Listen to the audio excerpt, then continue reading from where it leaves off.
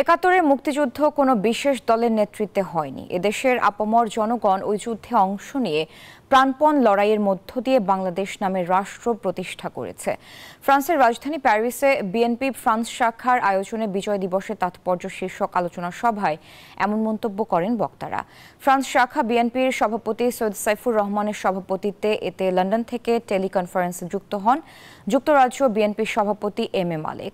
বক্তব্য রাখেন বিএনপি নির্বাহী কমিটির সদস্য ও বেলজিয়াম শাখা বিএনপির সভাপতি সাইদুর রহমান লিটন। সভায় বিশেষ অতিথি ছিলেন জার্মান বিএনপির সভাপতি আকুল মিয়া।